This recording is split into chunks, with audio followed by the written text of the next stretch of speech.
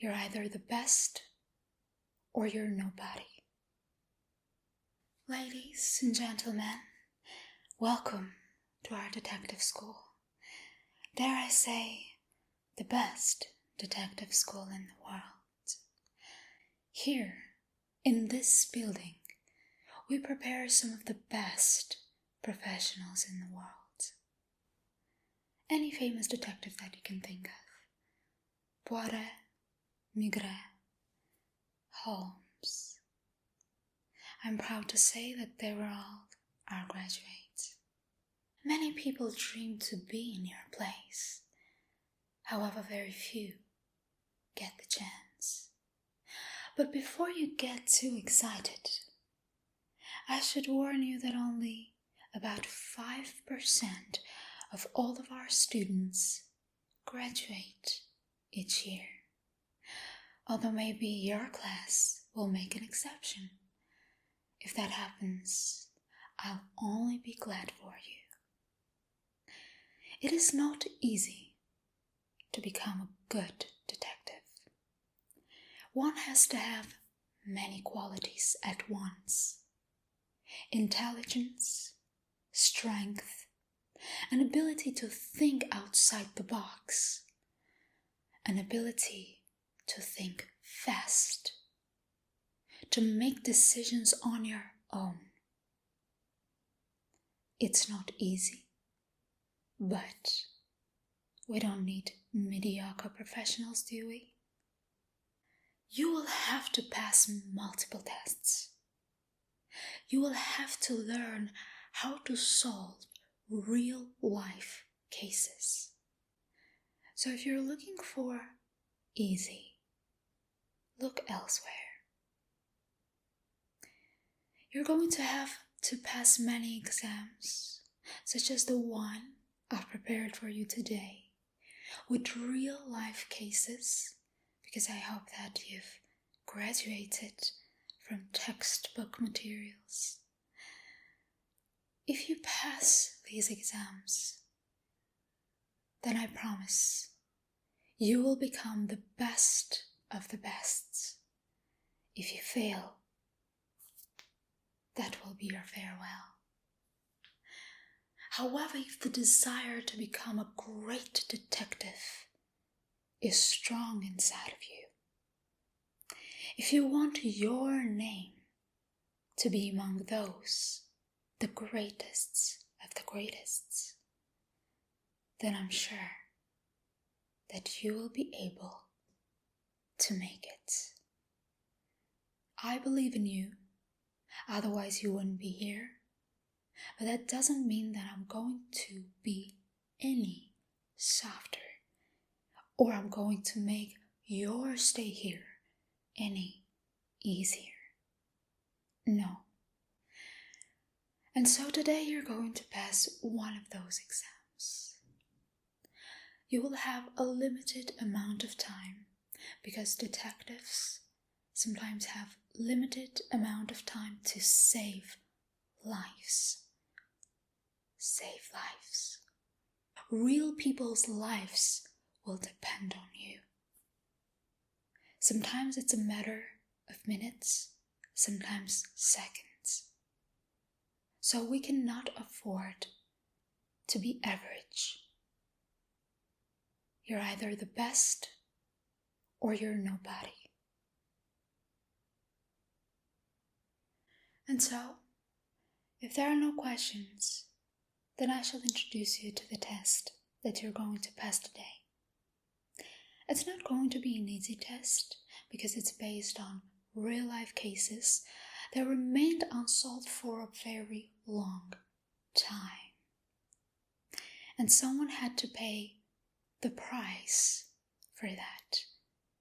And the price was their life.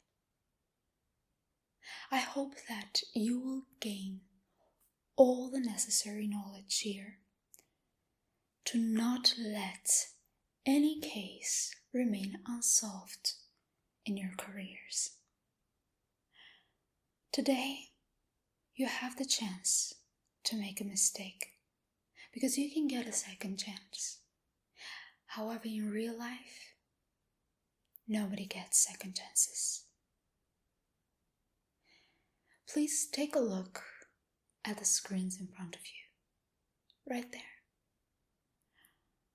There on the screen will appear several real-life criminal cases, and you will have a limited amount of time to solve them.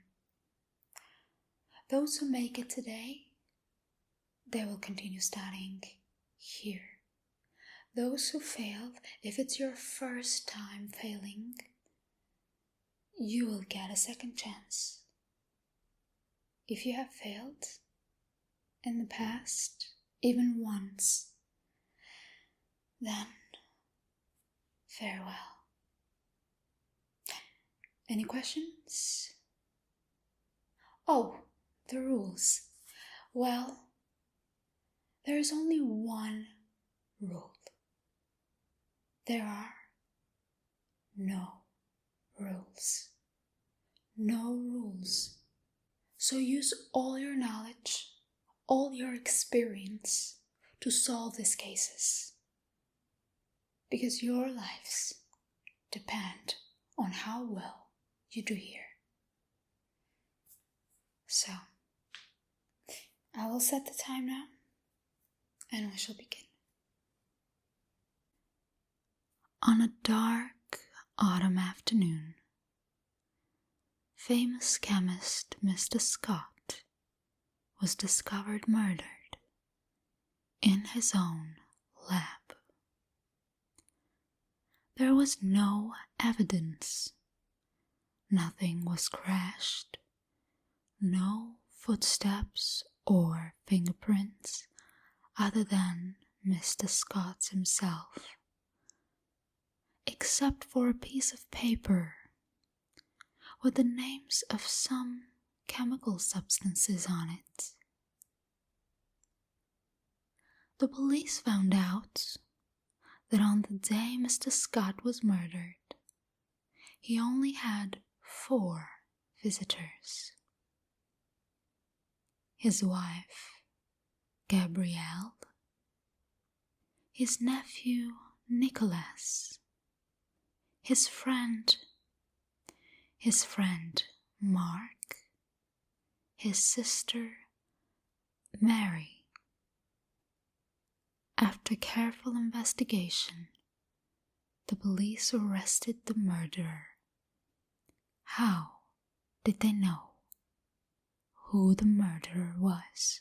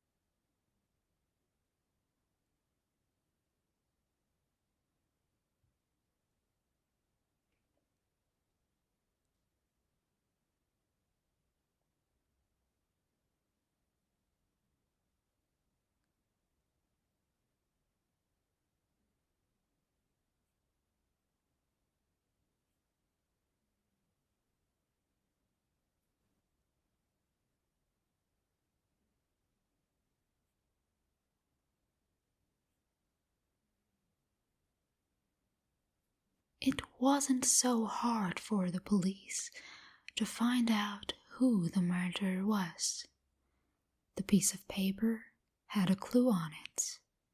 If you combine the short names of the chemical substances on the paper, you'll get a name. Nicolas.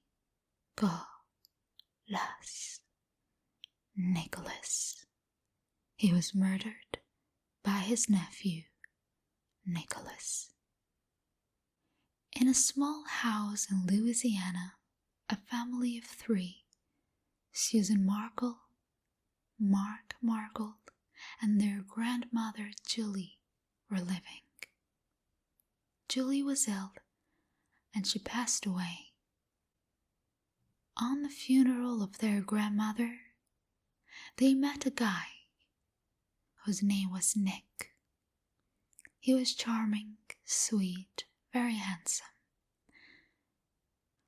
By the end of the funeral, Nick left the English way, and unfortunately Mark and Susan didn't have the chance to ask for his number.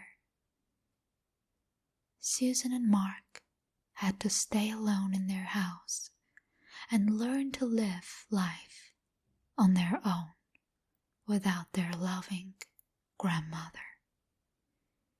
It wasn't going to be easy because their grandmother was very, very loving and caring.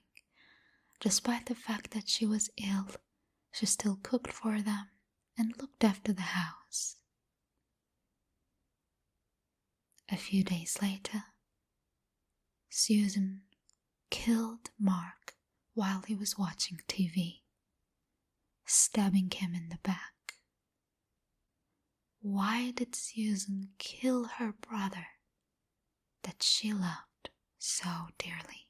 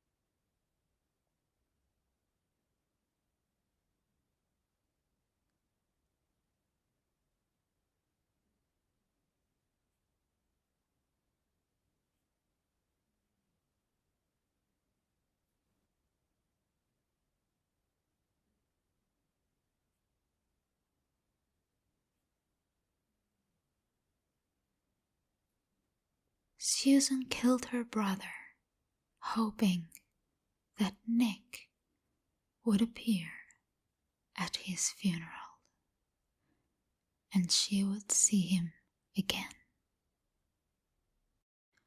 On the first day of the school year, a geography teacher was murdered. The murderer tried to make it look like a suicide, as if the teacher had hanged himself. However, very quickly, the detectives were able to determine that it was not a suicide, instead a murder. So they started questioning the staff of the school. The police had 4 main suspects: the gardener, the math teacher, the coach, and the school principal. The gardener said that he was cutting bushes while the geography teacher was murdered. The coach said that he was playing basketball. The math teacher was holding a mid-year test, and the principal was in his office alone. The killer was arrested immediately. Who killed the geography teacher, and how did the police solve the mystery?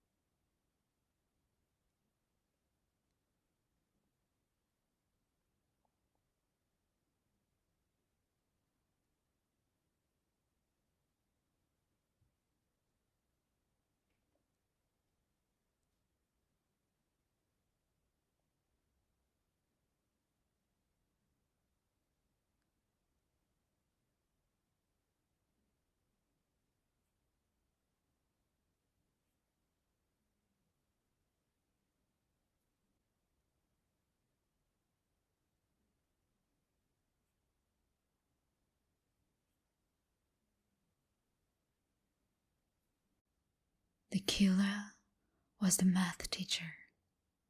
It was the first day of school. There could be no mid-year tests. Congratulations! You passed this test. See you on the next exam.